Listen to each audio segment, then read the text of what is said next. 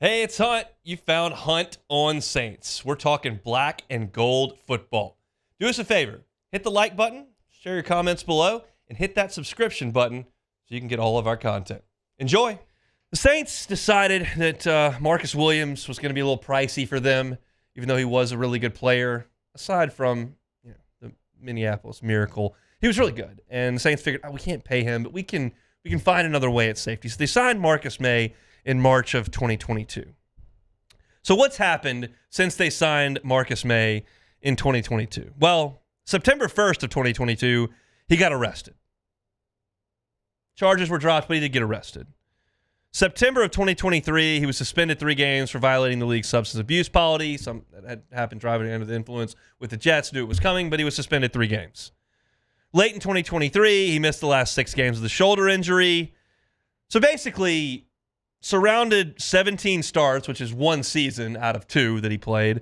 He had 97 tackles, 3 of them were for loss, 2 interceptions. So 3 tackles for loss, 3 massive off-the-field incidents.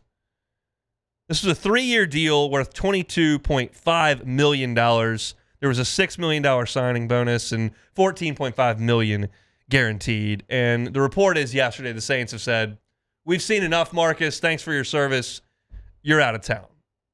So they'll save $1.39 million by releasing him. If it's with the post-June 1 designation, which they get 2 per year, they can save about $6 million more to help sign draft picks and whatnot here in the offseason. This was an absolute failure of a free agent signing by the New Orleans Saints. I don't know that it was completely ill-conceived. He had a really good season with the Jets 2 prior to coming to New Orleans.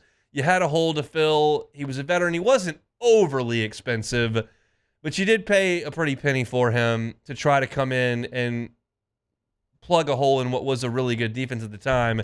And you got injuries, you got arrests, you got suspensions, you got millions of dollars, and just not very much production from Marcus Maye. So the Saints decided, hey, we're going to move on.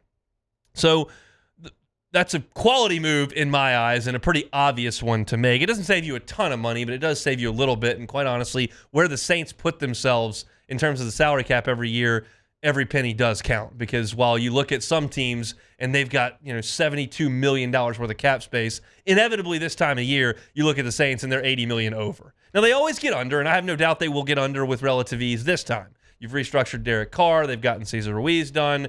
You're dealing with Marcus Maye here and letting him go. I feel like Michael Thomas' move is here coming in the near future. And they'll get under it without really adding a ton of free agent depth to their team. You're talking about ads like you saw last year with Colin Saunders, which Nathan Shepard, which is necessary but not necessarily overly impactful with those 2 guys. So you free up some money, and you do open up a hole opposite Tyrann Mathieu in the secondary. And the question is, okay, well, how do you fill this hole? I think the obvious first answer here is Jordan Howden. Now, he was your 5th-round pick last year. Played 16 games, started 7 of them. He made 43 tackles, 5 passes defended, and I thought showed real potential as a starter down the road. We're now down the road. He counts less than $1 million toward the salary cap. You're paying this guy a 5th-round salary. These are the guys the Saints must hit on over the next couple of years if they're going to have any sort of resurgence and try to make a playoff push. You've got to have 3rd, 4th, 5th, 6th, 7th-round picks make the team and find their way into the starting lineup because they don't have enough available dollars to go get impactful guys to plug all the holes they have. You've got issues at both tackles on the offensive line. You potentially have an issue at running back. You've got to find more wide receiver play. I don't know what you're doing at backup quarterback. What are you doing at corner? Is Marshawn Lattimore here or there? You've moved on from Marcus Maye. What's your contingency plan at linebacker? I don't think it's Zach Vaughn. So after Werner and Demario Davis, what do you have? There are a lot of holes to be filled, and you cannot fill them all with free agents. They don't have the money. You've got to fill these holes with guys you have drafted who are cheap. Jordan Howden, you have drafted. He is cheap. I think he is option number 1 as your starting safety. Now, you've got some free agents that aren't going to cost a lot that were on your roster last year. Jonathan Abram, Lonnie Johnson, Hugo Amadi. They're all free agents, and do you decide that those are options you want to bring in to compete with Jordan Howden? I would suggest probably so, at least one of them. will be back in New Orleans. They can look elsewhere, but you're not talking about high-dollar guys. You're not talking about guys entering their prime.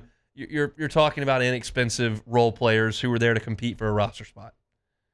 But Howden comes to mind first. In summation here, this was just a whiff by the New Orleans Saints on Marcus Maye. You just whiffed here. It happens. You can't do it very often. So I think Howden is the guy to start with. And then do you need to address that position in the draft? Depends on how you feel about Abram, Johnson, and Amadi. If you decide those guys are more than you want to deal with, well, you may have to use a late draft pick. The question really is, in big picture, when you come off the safety position, you look at it from 30,000 feet, how many draft picks are the Saints going to have? Are you going to move Marshawn Lattimore for draft money? Draft picks. Are you going to move Alvin Kamara for draft picks? Is there a market for that? I don't know. They don't have a ton right now because they continue to move up. But the guys you drafted in the late rounds need to build out the edges of your roster. And hopefully Jordan Howden is the first guy there to replace Marcus Maye, who will be elsewhere coming up with the Saints. I would imagine that post-June 1 designation is going to be put on him, and they'll save that $6 million extra dollars. But we'll just have to see.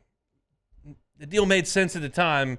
I thought. Hester disagrees, and he was talking about that this morning, because you were going to get him less expensive than Marcus Williams, who was going to cash in big, but it didn't work. So now you got to figure out what you're going to do back there opposite Tyrann Mathieu, who's still playing at a reasonable level. He's not the Pro Bowler he once was, not the All-Pro he once was, but was okay at the end of last year and certainly got his hands on the football a few times, as he's known to do. But the Saints continue to try to plug some holes on a roster that's not quite where it needs to be if you're talking about winning the division and getting into the playoffs.